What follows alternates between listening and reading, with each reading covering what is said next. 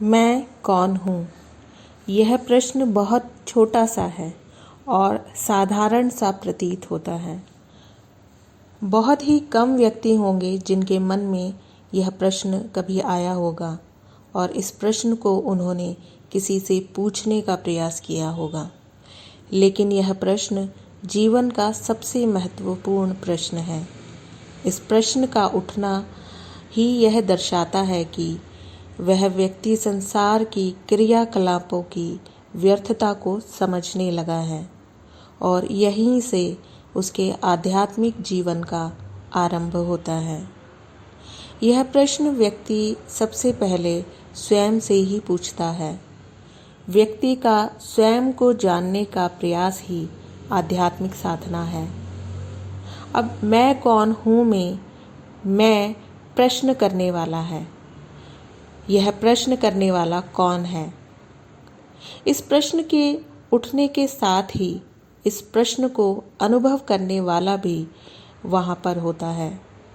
तो एक प्रश्न करने वाला है और दूसरा उसको जानने वाला या उसको अनुभव करने वाला है।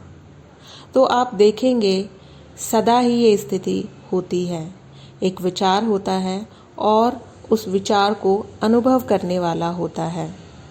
मैं कौन हूँ प्रश्न ही नहीं, अनेक कोई भी प्रश्न या विचार या अनुभव उसके होने के साथ सदा उनको अनुभव करने वाला अनुभवकर्ता वहाँ पर उपस्थित रहता है।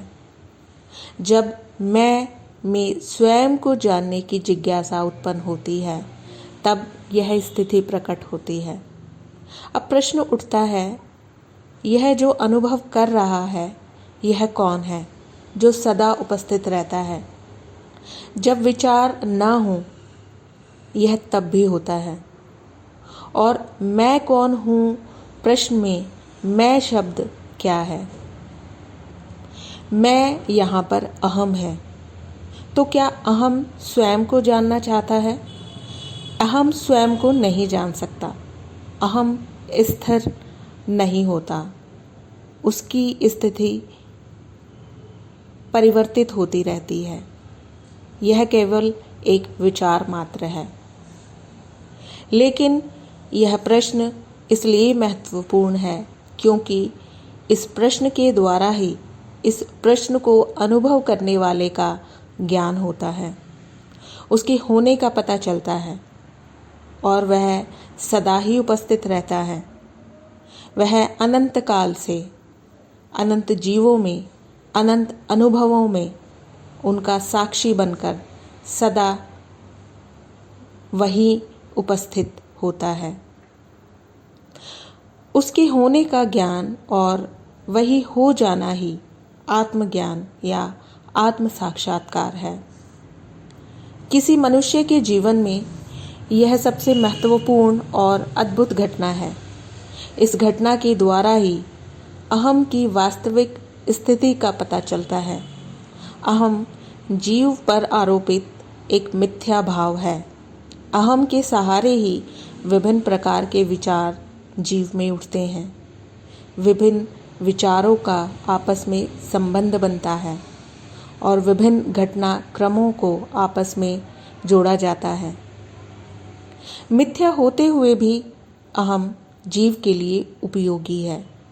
लेकिन यह अहम ही है जो जीव में दुख का कारण भी बनता है और इस तरह से मिथ्या अहम के कारण मिथ्या सुख दुख में जीव अनंत काल से उलझा रहा है। परंतु जैसे ही अहम की मिथ्या का ज्ञान होता है, अहम क्षीण होने लगता है और ऐसी स्थिति में जीव बस होने की स्थिति में होता है और वहाँ केवल अनुभव होते हैं और उनको अनुभव करने वाला अनुभव करता होता है और तब होना मात्र ही रहता है और केवल होने मात्र का ही ज्ञान होता है और यही आत्मज्ञान है, यही आत्म साक्षात्कार है। अब प्रश्न ये उठता है, आत्मज्ञान किसको होता है? क्या आत्मज्ञान जीव को होता है? आत्मज्ञान जीव को नहीं होता है, क्योंकि जीव भी अनुभवकर्ता का एक अनुभव मात्र ही है। यह अनुभव में आता है। आत्मज्ञान बस एक अनुभव में आने वाला ज्ञान है और इसके साथ ही जीव और अहम की मिथ्या का ज्ञान होता है और यही मुक्ति है।